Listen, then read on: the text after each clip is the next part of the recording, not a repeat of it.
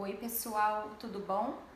Bom, mais uma semana aí que a gente está iniciando, espero que estejam todos bem. E hoje a gente vai começar a trabalhar, fazer a correção na verdade e falar um pouquinho de geografia.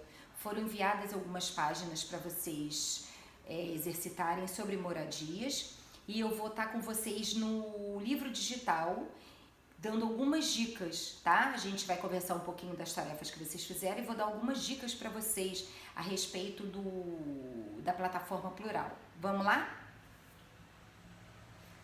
Então, olha só, dependências das moradias, foi a tarefa de casa, né? Falando dos cômodos ou as dependências, né? Que é justamente onde a gente faz algumas atividades. Por exemplo, na cozinha, o que a gente faz? Prepara os alimentos, né? Na sala, onde a gente recebe visitas, né? Muita gente assiste TV. No quarto, a gente descansa, brinca. Então, tem lá, identifique na ilustração as dependências da casa utilizando os números do quadro abaixo. Aí vocês numeraram, né? Cada parte, tá? E aí, olha lá, tem aqui, leia, casas, estão vendo? Bom, aqui nessa parte daqui, ó, conteúdos verdinho, a gente tem algumas coisas pra gente acessar que são super legais. Algumas atividades e algumas informações interessantes. Então, a gente vai estar mexendo aqui para vocês observarem, a gente trabalhar um pouquinho. Olha lá, cliquei lá. Como é a sua casa? Página 30, exatamente essa que a gente está trabalhando. Então, a gente clica lá. Olha lá que legal. Eu vou aumentar um pouquinho aqui a tela, tá bom? Pra gente poder visualizar melhor.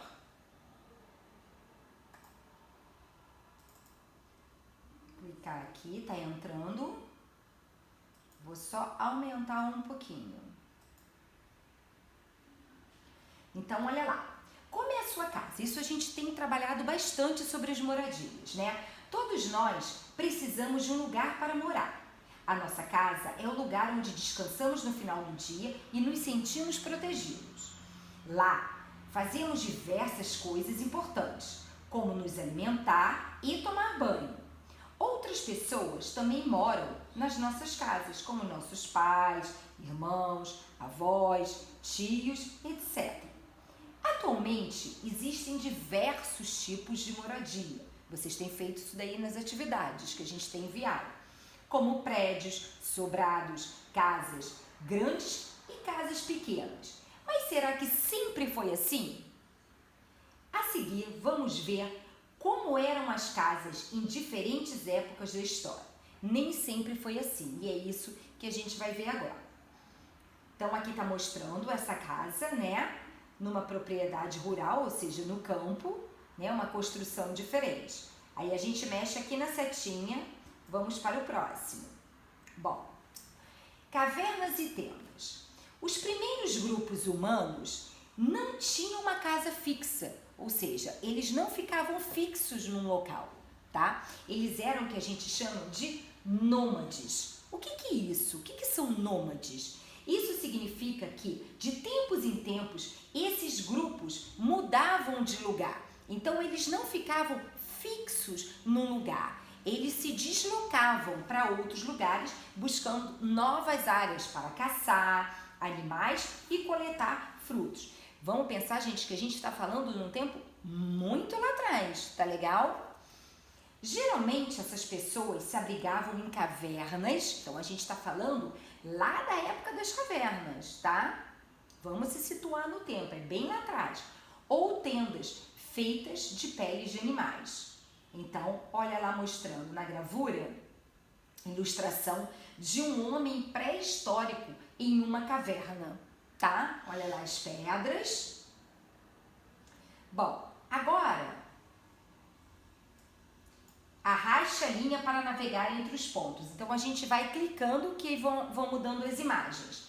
Olha lá, isso daqui, tá? É uma casa de pedra construída por seres humanos pré-históricos, tá? Essas pessoas já não eram nômades, elas tinham residência, elas já se fixavam. Só que olha lá como é que era a casa, toda de pedra. Olha que legal.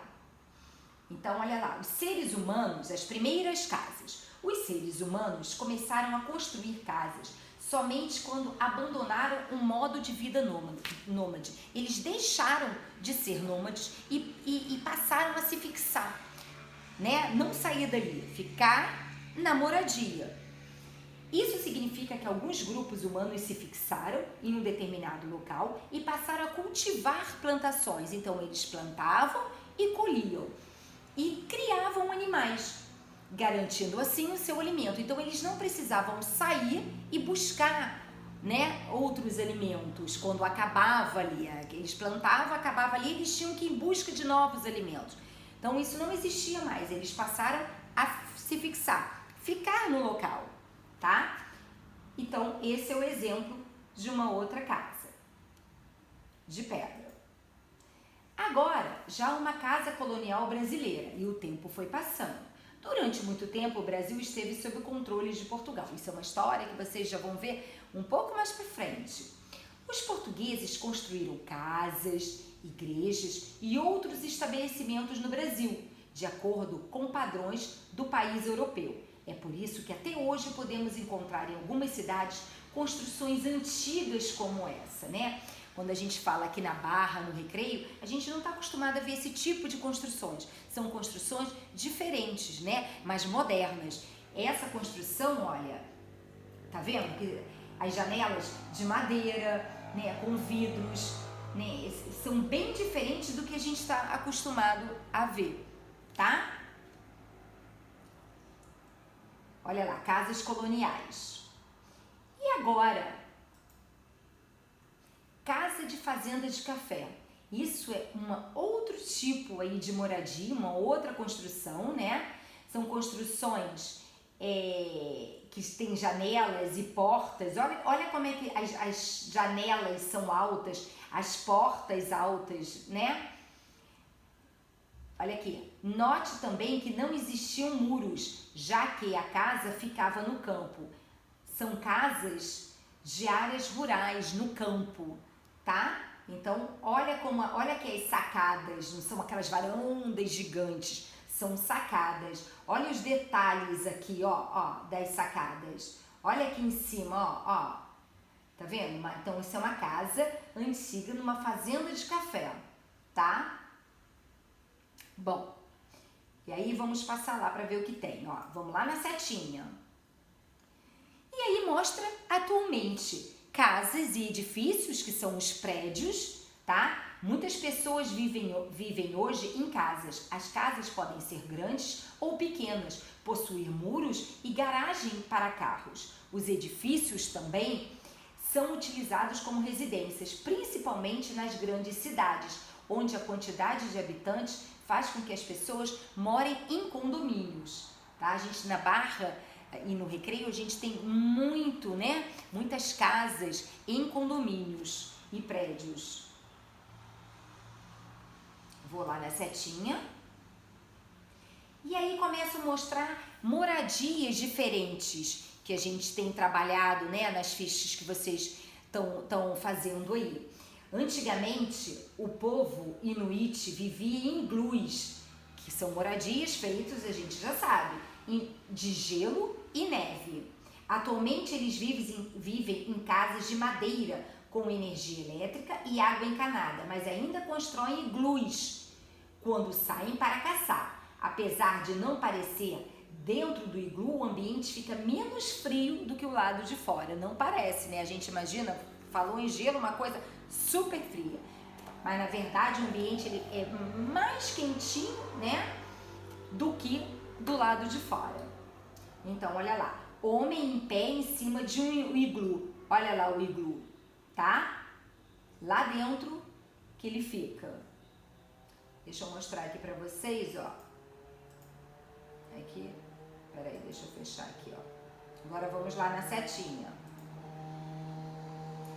E essa daí são as palafitas. São construções de madeira feitas próximas à água. A estrutura, olha aqui, ó. Estão vendo? As madeiras, elas fazem com que a casa ela fique suspensa, por conta da água. Então, ela evita que a casa seja inundada em caso de cheia de rio ou da maré dos oceanos. Na região da Amazônia, esse tipo de construção é bem comum ao longo dos rios, que enche durante um período do ano. Então, olha aí as palafitas. Estão vendo? Olha lá que legal. Agora vamos para outra. Ah, essa daí é o que? A oca, né? A gente acabou, enviei na sexta-feira um vídeo para vocês, né? Até pra gente aí em comemoração ao Dia do Índio, tá? A oca é a habitação típica da cultura indígena. Ela é construída com os materiais encontrados próximo à aldeia. Lógico, que estão no ambiente deles, no habitat deles, né? Eles vão fazer essas casas com o material que eles têm, como madeira, folha de palmeira e palha. As aldeias indígenas no Brasil são constituídas por um conjunto de ocas. Olha lá, as ocas. Deixa eu fechar aqui para vocês poderem visualizar melhor. Estão vendo? Olha lá. Olha lá ele construindo, o indígena construindo uma oca. Vamos na setinha. E essa é a casa, deixa eu só fechar aqui. Não, vou fechar aqui depois. Ó, casas de pau a pique são feitas com materiais de baixo custo. Ou seja, o que quer dizer baixo custo? Que não gasta muito dinheiro, né? Que são facilmente encontrados na natureza, como o barro, os galhos e troncos de madeira e as folhas de palmeira. Geralmente, esse tipo de construção é encontrado em áreas rurais. A gente não vê uma construção dessa aqui na cidade, não é comum, né? A gente não vê uma casa de pau a pique. Isso a gente vê geralmente em áreas rurais. É também comum em ambientes mais quentes e secos do país, como no sertão, lugares bastante quentes, tá bom? Então, olha lá a casa de pau a pique, feita com barro, tá? O telhado feito de folhas de palmeira. Deixa eu tentar descer aqui, ó. Não vou descer porque depois, deixa eu ver. Ó, olha lá, pra vocês visualizarem. Olha como é que é, olha o barro aqui, ó. Olha que legal. Estão vendo? E aí eu volto aqui, ó, gente, na tela. Estão vendo como é que mexe? Isso daí no livro digital de vocês, que vocês têm acesso, vocês podem entrar, tá bom?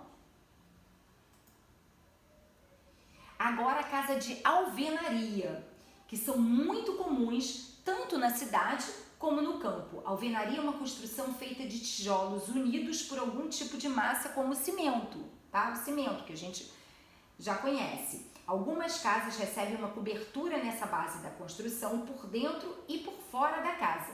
E por isso não vemos os tijolos. Olha lá. Estão vendo? Deixa eu fechar aqui. Casa de alvenaria.